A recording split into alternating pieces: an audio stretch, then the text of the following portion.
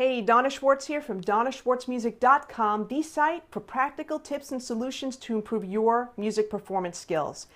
Today I want to talk about assumptions.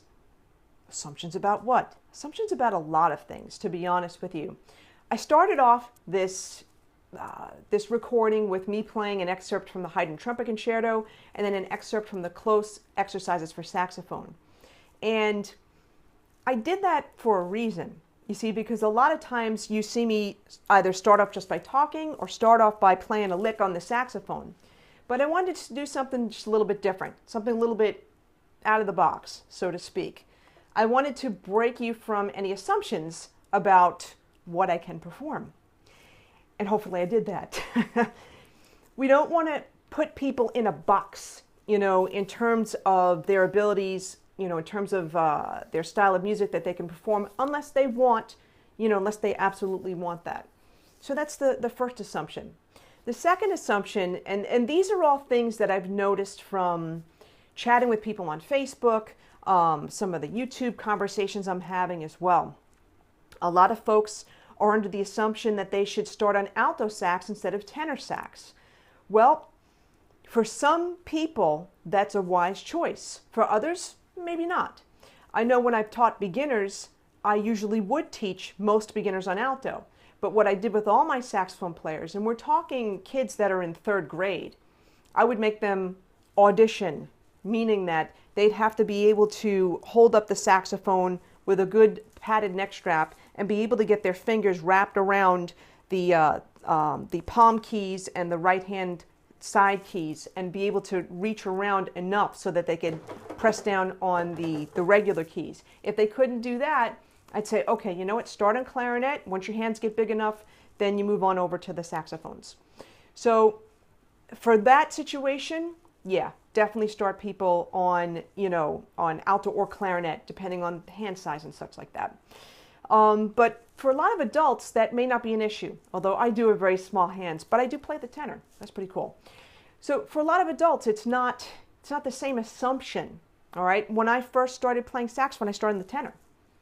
Why? Because I played trumpet, and I have a good sense of B-flat relative pitch, okay?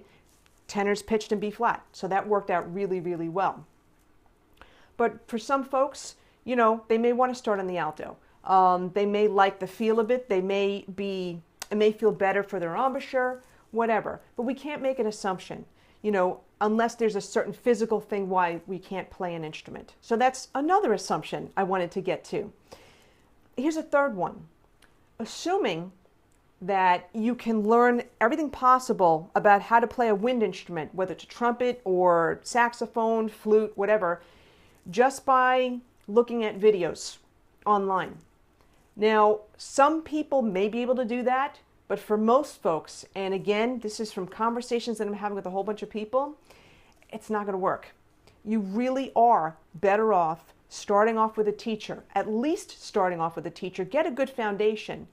I use YouTube videos all the time to get ideas for teaching, to also expand my technique for certain special effects or whatever the case may be.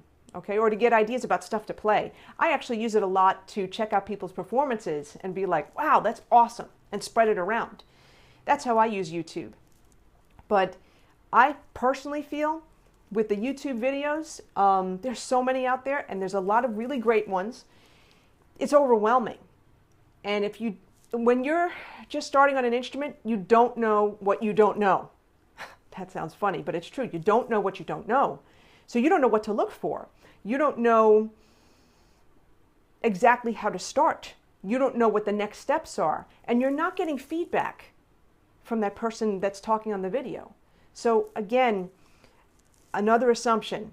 You really can't get everything from YouTube videos. You should definitely get a good start from a teacher.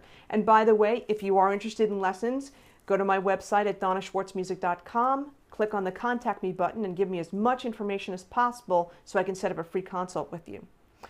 Another assumption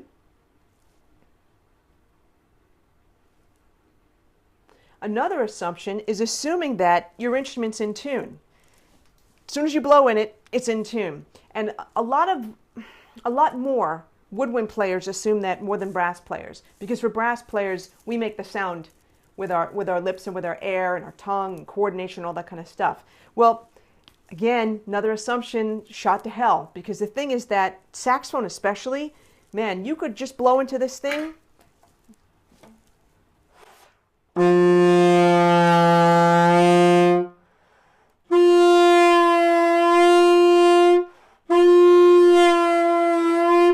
and be all over the place in terms of pitch. And if you're not aware of it, you wouldn't know. You don't know what you don't know. So we can't assume that this is tuned at the factory. I know that sounds silly, but for some folks, they think that once they get their spot on the cork, all the other notes are in tune. No, folks, that's not true. Okay, that's absolutely not true. Another assumption is playing long tones is the only thing you need to do to improve your tone. No, there's tons of things that you should be doing to improve your tone. In fact, I've got a whole course about it called Get a Killer Saxophone Tone. And it's really not just about long tones. It's like tons of other things. If you're interested in that, sign up for my weekly newsletter, and those are the folks that find out first about that. So we could do plenty of things to improve our tone. And the other thing too, long tones are important, but it's how we approach them. I read one comment recently where a person was saying, oh, I practice my long tones every day. I just sit there and I watch TV and I play long tones. Again, just blowing long tones and assuming that that's going to improve your tone, that's not going to work. You have to put some thought and some focus into what you're doing. You have to be actively involved in playing that long tone. All right? Yes, for some people it's a drudgery, but I talk about a whole bunch of different ways to approach long tones in my course, Get a Killer Saxophone Tone. So those are some of the assumptions I wanted to talk about in this video, and I wanted to get you to think a little bit. And there's always an exception. I'm sure I'm going to get comments, oh, well, I learned everything I know from YouTube, and I'm a great player. Hey, that's awesome. That's fantastic. Good for you. But it's not the majority of people. Okay? So, no assumptions here. I got to get going. Thanks for joining me today. Please subscribe to my channel, check out my website, donnaschwartzmusic.com, sign up for the weekly newsletters, and I hope to see you in my next video. On that note, take care. Have a great day.